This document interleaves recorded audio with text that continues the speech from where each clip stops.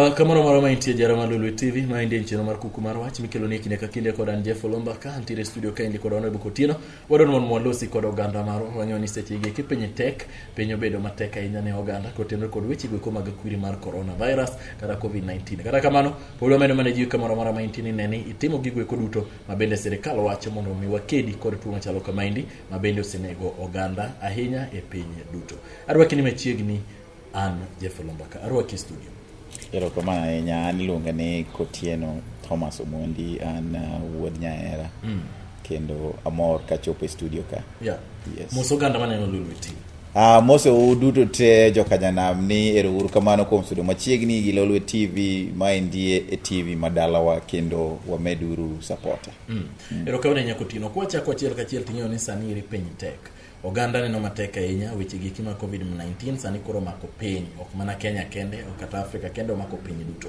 Ini nyaka sani iri kaka Kotino inyalo wacho nang'o tuo machalo kama indi. Ang'eyo ni ok in expert mar weche mag thieth but kaka japiny kaka ng'at ma bende neno weche matimore inyalo wacho nang'o. Jeff, tuo ni omako ji duto te e piny mangima kendo ing'eni kanyo chako to ne wanyalo weyo ni en gima kamano en mana homa moro makalo kendo ji ne ok kawe ma serious to en gima omako piny te yudo ka kendo joma tho bende gin joma olony moingo wakande. Yes, joma nie pinye mao. Joma nie pinye mao. Facilities mabeyo duto mag molo kaka Amerika dhano tho kabisa. Omiyo kineno ka jok mamalo ka big brother tho kabisa. To in ma in small brother ka ni de kore dwa timo ng'ama onge man golweteni. Emomiyo koro wanyiso ne oganda wani to gigo moketnwa kama nyalo miyo wakonyruok. Magi gik manyaka walu nikech waonge gimoro machielo. Onge kaka dang' wawach ni nitie gimoro mwadhi timo. Ko wach ni mondo wakaw mask ni mondo warwake. Warwake sani ok warwake sani ko wan kodi nikech wakip social distance. Mar ariyo bende wadwa ni jopiny bende winj gima wawacho kik wawuo e iye kucho. Reparo nade mind bendo nego bedni send any message ne oganda wa especially ka irango pinje maoko machalo kaka UK gini ko kirango USA kata kirango kata gik matimore Brazil gini pinje China gini gik manotimore magi jok man gi best health facilities tiwinjo ka e gwenge wa ka indi pod kiwuotho kata kamoro kata kikalo kamoro tiwinjo ka ji pod wacho ni corona onge magi mana weche ma iparo ni joma chalo kama gi onego bedni nyiso. Mokwongo adwa na wach gimoro achiel. Bedo ni corona mako piny bedo an opportunity ne wan wawegi wan jomo osebedo piny ma wase kaoga kata gi kiawa ni ok wanyal timo gimoro. Omiyo kaka oganda wa mabendo dhi school mind is an opportunity mondo wan be wamany kaka wanyalo konyo oganda wa kik wabeda ni wanyalo dependent on the west kata on the east. Waduog mana dala ka nikech east or west home is best. To kaduogo piny ahinya kendo wacho ne jo thurwa bende ni ing'eni wan joma ochando wa joma nigi matin. Omiyo gima wantie the option ma wantiere go kende en ni nyaka wa keep social distance. To nyaka warwak mask ka bende wanyalo yudo mask mondo bende walog lwetwa. Mago gin three basic things mayot timo manyaka watim. To ka wadwaro ni mondo wambende wawito ganda wa mang'eny to wapuuza gik machalo kamano. Ketna jo kata kamigawo mar thieth bende omedo wacho nikech njo ka oganda wachien gacha chane no golo ywak ni waonge kod omenda mar nyiewo sanitizer. Ne ochako nyisi ni kata pi gi sabun abuna mwatiyo ni inyalo luoko godo lweti. Moloyo an gima nyalo kwayo no oganda waduto. Wawere gi wach moro ni wamanyo kuma sanitizer nitie. Sabun mineno ma sabun mar toyo ne. Sabun mar toyo noero is very very effective moloyo kata sanitizer. Ing'eni ma endi logo lweti. Kendi logo lweti en mani gima nyaka tim nyaka ilog lweti milos nyaka ilweti mi rudh gi maber ol sabun no ilweti nikech sabun bende joma timo nonro jo science oseng'eyo ni sabun oingo sanitizer. Koro sabundu toyo mana toyo mineno ingo dala kanyo logi pi bende wan go gi access wadhi urwa manyonya pi mundu walogi owek manyo ni pod warito wadhi manyo sanitizer is expensive for no reason but ka entiere embe watiyo kode nikech embe and another option. Omiyo nyiso oganda wa especially oganda wa modak e gweng' ma seche mboko sanitizer ok nyal chopo negi. Watie gi sabun en mana ni gima koro nyaka wang'i sani nyaka wang'i ni to bende wan joma logo. Ing'eni nyocha moro chande kata kiwuotho e puodho yudo avocado ni mori chamo gimoro aina no ji ne ok logi. but gino duoko wa koro manyaka oduoko welo manso ni oketo ngima bende ngima wa bende medo bedo maber wabedo motegno bende ng'ise seche ma ngima ni ler to ng'iso ni immune system ni medo bedo strong to joma immune system gi strong tuo ni kodonjo kuom gi to tuo ni thiedhre kende tiparo nade kotieno sani ring'eni pod nitiere gi jowa kaka osebedi ka inyisogi especially wach mar social distance pod yudo ka oganda pod ok dwa keep distance mar mita 2 no. Ni neno clip moro kata nyoro ka ng'ene ni nene mane timore Mombasa kujo chone ineno ka pod joka chako dhi gi chiemo kanyakla to ok Mombasa kende gigi timore mang'eny kata kidhi mane town dwa ka indi to pod ibiro yudo ka ji chokore ji dwa nogo mbaka jomoko dwa ni omosre jomoko dwa ni obed very close ibiro wach ni rididi e ka ji owinji mokwongo on the positive side abro wacho ni nyaka watemu raina kaka wanjo Afrika ing'eni Afrika wang'eyo ni kibiro kimoso ng'ato Amerika kucho ka samoro wadhi Amerika kucho tiyudo ka inyalo chiyo gokinyi to ng'ato ng'iya okomosi but ok ni ochwanyore kodi but ing'eni Afrika ka indiki temo mano ni bedi chiyo gokinyi ni okimoso ng'ato mano ni ng'ane tisogore ng'ane ochayo ji tindo nyalo gimoro aina no omiyo wasebedo gimoro nosenyuolwa godo ni wan nyaka watimang'o in Afrika iyudo kiwacho ni in Afrika nyaka washikang'o nyaka washikans but gimoro nitie makoro miyo nyaka gik moko nyaka koro wawe ineno kata kanisa ji ok dhi sana to magi gik ma chuny dhano onego bed ni sike ang'o e kanisa koro sani nyaka kata kidwa lemo to nyaka ilemang'o ileme ot omiyo akwayo mana jothurwa ni seche moko tek but ka en gima dhi konyi to we mondo nikech inyalo kata doke bang'e ka waseibedo ni wachope pik mar ginene mar coronavirus mochopo kama koro konyal dhi mbele muwase narrow down to jogo ma infected muwaketo gi kando miyo kata scientist bende thuolo mondo gi develop a vaccine manyalo timo nade manyalo tieke tingini sama weyo maendi be mami ineno kotimo omiya yaki okawo ndalo mang'eny kapok noyud thieth ne nikech ang'o ibro yudo ko develop different strains and different strains kwa wacho en ibro yudo ni wantiere gi machiel mariyo madek seche moko man gi marani because of gik mantiere go denda ka mi godo imbo dhi donjo ma yath ma seche moko bro thiedha ok nyal thiedhi because odonjo gi giga ka to chako develop into a different thing emomiyo jothurwa nyaka koro wacho ni why isolate wa keep distance warwak mask walo guru magi e gik madhi konyowa mondo wados gini mathin wadie kona wasedie kona to yud gi yath moro manyalo time nade manyalo eradicate to kama gi ok wanyal timo to wabro yudo mana kwasiko watho joma tho the number bro medore to magi emomiyo ineno ka namba wa manye waparo nego dog piny pod medore nikech ineno ka ndalo ariyo mosekalo gi wachiegni yudo gi moji 60 ma magi ekima joma osemedore 30 wayudo gi 25 koro ineno mano ji 55 mwaseyudo omiyo magi timore kamano nikech ji pod nigi gik moko ariyo mabro wacho people are negligent and people are also ignorant koro negligence en ni ging'egi monego gitim to gipuuza to ignorant en ni giparo ni gini ok nyal ok en gima nitie omiyo notion aina no why notion moro no wacho ni ni magi maonge ni mamna oma yani wan jogi ng'eni jomoko bende wacho ni kiani kala wan joma black black pigment mwantie kani wanoko chamo wan joma strong to statistic golo ni joma tho America mang'eny gin jorotegi koro black American to imbe in Africa ka an kutieno ni ana mu Africa ka wera yo ma ok anyal timo gige yo makare man sani kor kaka an be an jasiasa sani kor ka bokra dia chokuji ni dwarado ni korane makura ng'eyo ni koro ni ing'eni jomoko ka olal ing'eni sani kaka kidhi Kisumu North ka tibro yudo ni Kotino cha olal sani ok wanene ing'eni man notion miketo kuom jopiny ma jopiny bende dhi neno ni Kotino timnade Kotino lal iti ing'eni idwa ni wuothi to kidwa ni wuothi idwa ni riwri go ganda ni mondo neni ni ng'ama ber to mami nyayo mana to mano kata in miwuotho ni intiere gang'o in at risk nikech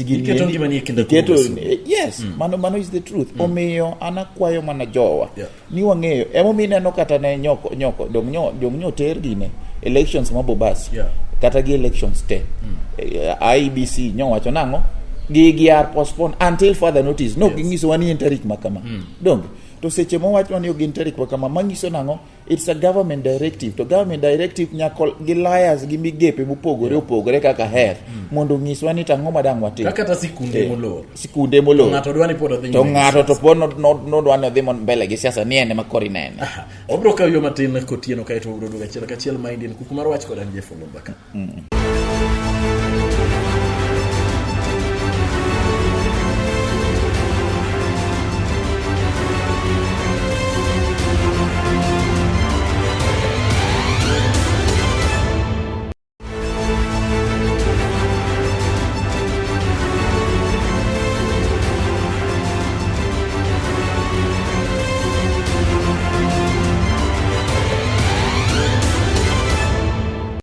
Kamano mara maintie jarama Lulu TV en kine makare ma indien chero mar kuku mar wach kodan Jeff Olomba kantire korone Bukotino Thomas e studio kae ni mabende wuok Kisumu West Kisumu West ko Kisumu and Kisumu North near West constituency. Kisumu North near West constituency. Asante sana kwa studio mar wakae ndi watamorango achiel kachiel mana weche mabendo kwa piny duto sani eri magwe koma coronavirus kabendo ora mane to wan jo Kenya bende wakao kenge duto madwaro mondo maonane wathiro tuo machalo kama chakaro ki studio thuolo manare. Erokamano. Kana wadhi yweyo kucho chonde kotino to wacho ni sani koro wan kaka oganda luo bende koro nyaka watang nyaka wang'eni adieri gik mawachi nyaka kik watim.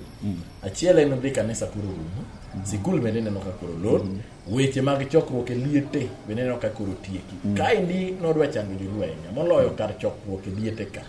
Iparo nade kotieno wach ni onego bende kirange maber economic impact mage dongo konyowa at least wase gik moko maber makata koponi gi corona rumo wanyalo pinyi mege trend mikoso en gimo nego bende koro ware vat wadoke chon kaka nwiko jo. Gima nyalo wacho Jeff wachno en ni wan gi both sides. Ngeni both sides of the coin. Mano kizungu wacho kamano. Koma ber ibro yudo ni odwoko expenses wa piny. Omenda mwatiyo godo eliete yudo ka ngato yudo liel to welo ng'eny to welo gi bende nyaka tim nade nyaka migie ginene nyaka gidoli okumbu.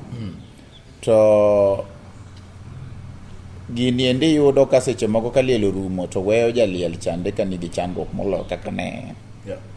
Omiyo on a positive side wayudo ni reduce our expenses and get time mabende motimo nadi ngeni macha benyi yudo ka nyocha jidwa budho ma wigi ariyo pod ngato ket mani mchare ni pod solo all of a sudden sani ndi wanyalo iko jowa in 48 hours to on the negative side gima oko ginenego ingeni seche mabendi bedo gi jowu ma jowu biro to goni mos iluongo kisuso ile wacho ni gifariji kodi mane ngeni koro kethi nikech joma bende nyalo biro budho kodi koro bende timre nan koro ngeni nikech wan gi social distance but going forward kwang'iyo both sides wanyalo ng'iyane ni to wan kaka joluo pod wadwa ni waket liel mondo bed dwe achiel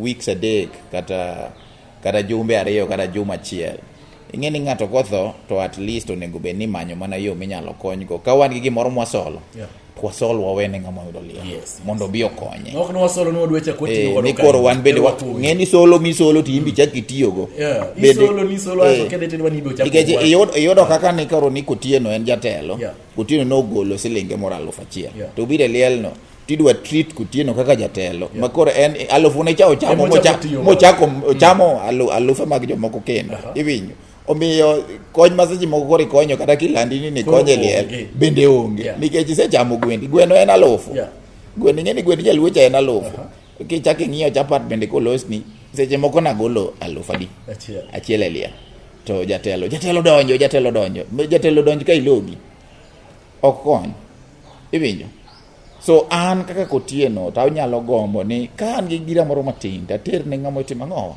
ngamo yudo liel bende wan kaka jotelo gimonego wang'e ni to ka ngama dwani mondo akony nyithi kiye moko dong kanyo donge kata ng'ani nye timo biashara ne moro ang'o madwaro ni mondo atimego donga manyi gimoro takete biashara ne ka ji nyalo manyo sanduku manyi gimoro matin jomoko 15 obedi moko makuru wanyalo chiwo in kind kata in monetary wame mondo konyango okony ng'ano moseyudo chandruok familia moyudo chandruok mondo mwakon omiyo anta mor kipenjo kora hata moro nikech ang'eyo ni there is the negative gi positive but aneno ka positive to dwa ng'enye kabisa. Koro wewe jowa gi at least gin gigi moro ma ginyalo dong gi mako go at least ok ni wachido gi duto wachako chido nyaka pesa ma kate makiwe ng'ato tiwegi lit kendo iwegi chako Kotieno ka pod wadhi nyime kaendi ineno ka saniri nyalo wacho nang'o waranga nena sirikande omantiere waranga sirikal maduong' komondi kaeto koko bi sirikande mag gwenge containment measures mag tuoni ineno ka inyalo miyo sirikal max maromo nade nyaka saniri kalu record steps mag iketo steps oketi tingeni government gima president watimo maber mwanyalo pongeza go president en miyo wa curfew and ineno wach mar curfew no okonyowa nikech gini social distancing sana gin joma dwaro nobed kanyakla iwinjo to joma bet ng'eni gotieno kaka chakre saa achiel cha kiyudo kata ka ji ne obet e bar obedo kuonde moko ma ji yudore go tiyudo ka ji obedo very close and then bende kisechamo giri moro tiyudo ka koro bende kiari paro moro maler koro paro maler olal koro idonjo uriwori gi joweteu to magi e yore mane timang'o mane nyayo tuoni omiyo anaduoko ne government marwa the president Uhuru Kenyatta erokamano kuom kao chenro makamano ing'eni king'iyo gini notime ka wadhi Easter makata Easter celebrations to aparo ni gimane president that was the wisest ever decision that he ever made because dino we gini kal niketo curfew after dine wan gi joma ng'eny man gi chandruok nikiang'o miya wacho kamano nikech ing'eni kochopo Easter to dhano wuok Nairobi kadhi kadhi dala dhano wuok Mombasa wuok Nairobi Eldoret kamano ji timang'o ji biro dala nikech iyudo en ga long holiday en long weekend koro ji nyaka bi timenade nyaka bi kawe dala teme yudo ka joma ni kode nikech ing'eni tuoni ka ng'ato muli kode ka en kode disema natimenade you are exposed already so government marwa through the president otimo maber e wach machalo kamano kuom keto curfew our health system bende anyalo pongeza gi nikech ing'eni our health system compared to the west is not the best but gigo matin mwasetimo godo gi mkakati ma government osekelo through World Health Organization waneno ka gigi bende nya matunda en mana ni pod nitiere challenges matin to challenges gi wagombo ni government mondo timang'o okony mana kaka ni winjo ni igine ni pimo ji Mombasa to jirengo Mombasa ing'eni dwaro sensitization nyaki sensitize the community ni ma gima wadhi tiyogo ma iyo mitiyogo kode and this is the best way we can do ma ok ni gima kelo wuok nikech en expensive the test ni en expensive but as a government pod gimanyo ni to wamanyo yo moro mopogore gi ma endi nyalo bedo malit matin mana kaka ni winjo digi chiso e dandi mochuo kucho minyalo kata ng'ok to en mana ni mano gima government onego kuongo bi mondo ng'is jopiny ni wan gi test kit wadwa timo random testing nikech health workers by the way health workers wabende timo matek nyaka wapongeza ing'eni my is a risky work to get exposed to a lot of these things to my seche mabende ka wantie nitie mabende oseringo kata pinje moko nitie moseluor dhi tijegi nikech gidwani gibed exposed koro jogo manitiere health sector kendo involve gintiere tijni wadwokne wamegi pongezi makendgi nikech gitiyo matek mondo gikonywa wan kaka jopiny makia health mondo wakonyre omiyo government pod nyaka wa create awareness gimoro machielo kaduogo piny aridra mana kaduogo piny en ni nyamrerwa gi health community health workers jogi eki through county government aparo ni gimbe onego gibed empowered nikech magi e joma nyalo lando injili mar social distancing ginyalo lando injiri mar isolation ginyalo lando injiri mar masks tinya yudo kanya merero seche moko embe onge mask en mane gweng ing'eni gini poko chopo nyaka e gwenge kucho so igwenge kucho akwayo ni our county government kata through the government mondo gimbende gibi magibie mashinani mondo giti gi Nyamrerwa to gi CHWs mora kamora magintie. Erokane Nyakutieno, kapok otieko to inyalo isoni to in kaka Kutieno kaachiel kod riwruok mari bende mar Rotary, inyalo wacho ni to en okenge mage misekawo kata mar neno ni achiel kachiel in bende ichiwe kony moro ka sani en kinde mane jotelo temo kawo gimbe gichwali e kony, samoro gichwali chiemo ne oganda, samoro gichwalo mask ne oganda. Bende nitiere initiatives machalo kamagi kima isetimo? Antiere gi initiative machalo kamagi. Ka weyo siasa, an jasiasa. Kendo an jasiasa maduong' Kisumu North Ward, kendo abro kwayo kura mbele kanyo.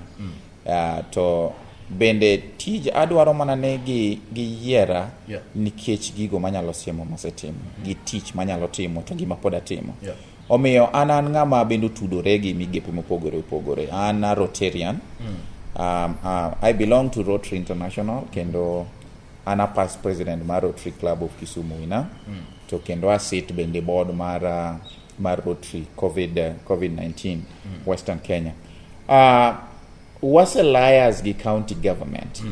In fact, we just 2 weeks ago, ne wachiwo ne county government tanks 200 ma mondo oter kuonde miloge, kuonde duto, kendo sani bende waseiko bende sanitizers ma bende wabro konyogo jo ogandawa mondo giyud kaka gisanitize themselves.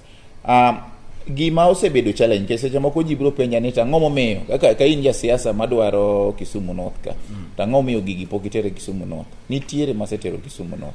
An kaka Kutieno asetero gigi logo Kisumu North. An Kutieno kaka Rotary bende asetero ang'owa gik moko Kisumu North kanyo, gik miloge. Pod antiere gi chenro ni magi gigo madwaro ni mondo atim. To agombo ni mondo anyiso ganda wani sama koro wantiere ni, it's not about me. It's not about Kisumu North. It is about the whole country. Koro matene it's about us and one. Okay, ng'ata chiel, okay, individual. Omiyo kuai tero badwa bathe kae tiyudo ni flood bende uchako sieko. Kendo jo mang'eny oganda wa bende osebedo evacuated gin evacuation centers. And jogi kionge chiemo, jogi onge gig nindo, omiyo nyaka walayas, me as a Rotary to gi jowa ma wariwore godo, bende nyaka walayas mondo wang'i kaka watimo gik moko, watero ne joka bende ang'o, bende chiemo. Omiyo Kutieno en wuoyi matin, but bande nyalo yarore. Emomiyo winjo ka kinde duto ka wuoyo to wacho ni mondo wariwre uru kaka oganda, kan gi Simon to ng'at machielo ni gi Simon, waketo Simonde gi obed siling. Ka gibedo siling to ginyalo nyiewo no sukari kila chiel to opogni kata ji 5 kijika ari. Omiyo kata na Kisumu North ma en koren gweng'wa dalawa, asepango kaka gigo madwaro ni mondo akony jogo ma ok nyala inya. Adwaro ni mondo akony to gi jogo ma bende an be akonyo individual. Nitie jogo ma bende nyaka bedo go gi personal touch. To nitie jok ma bende gi joga team na nitie kaka bende waseloso ni mondo wamany kata chiemo moro mathin wakony konyo Kisumu North. Wachni mogik ka Kutieno thuolo. Wachna mogik kadwoko erokamano, adwoko nu erokamano Jeff. Lolwe TV. Gi Lolwe TV. Kumia thuolo ni makende mondo atwak oganda wa. Omiyo awacho ne oganda wa ni wang'i uru ni tang'o manitiere wiwa mwanyalo timo. Kik wang'i wi ng'at machielo. To wang'i ane ni to gino maloso kawuono ni be en gima nyalo sprout mondo tim nade okonyo oganda. Mangiso ni ka en gima nyalo nyago lemo, kika apidha maua makiny wang' to kenda bete. Abi ka apidh maembe makiny kuti to ang'o wawuoke maembe wuoke donge mondo ji ocham. Omiyo maduong' moloyo ne Kisumu North nyaka walok telo ma Kisumu North mondo obed telo moriere. Omiyo tend Kutieno ka umiya thuolo ni mondo ati kodu, abro tiyo go gandawa. Ok anyal igi duto te. Tagombo na tiyo gandawa mondo wakel lokruok, mondo wabed jogo ma obed a model word. Yes. Erokana nyaona Kutieno kuom chobe studio mar kawuok Lolwe TV orito masani ne Jeff Lomba kero kana nyaona Kutieno sani ko wago mana ni orito masani irito maber nyaso orito nyako chakwa rad kendo. Erokamano. Orito masani.